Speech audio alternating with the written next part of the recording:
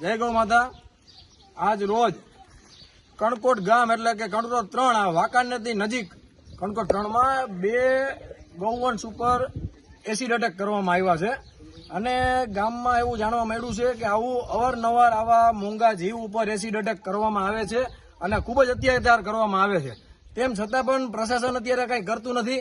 તો અમે અત્યારે પ્રશાસનને વિનંતી કરી છે કે તમે લોકો આવા નરાધમોને ગોતો અને ગોતીને એની ઉપર કાયદેસરની કાર્યવાહી કરવામાં આવો, જેથી કરીને કોઈ પણ અબોલ જીવ ઉપર આવી રીતે એસિડ એટેક કરવામાં ન આવે।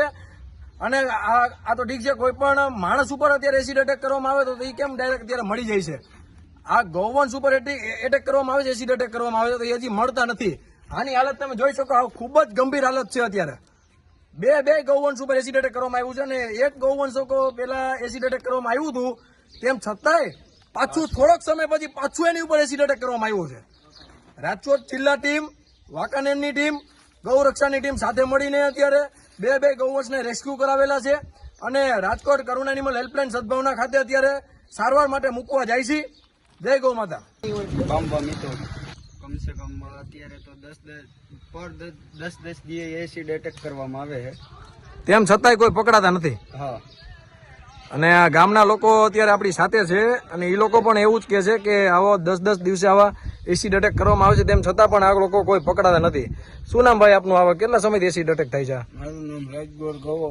આ છેલ્લા 1.5 મહિનાથી થાય છે। આવી રીતને અવારનવાર 10-15 દિવસે એકવાર 2, 3, 4 એવી રીતના નંદી મહારાજ ઉપર એસિડ નાખવામાં આવે। આમાં કાંઈ કાર્યવાહી થતી નથી, કોઈ પકડાતું નથી આમાં। આ કેમ ખાલી આ ગૌવંશ ઉપર જ એસિડ એટેક કરવામાં આવે છે?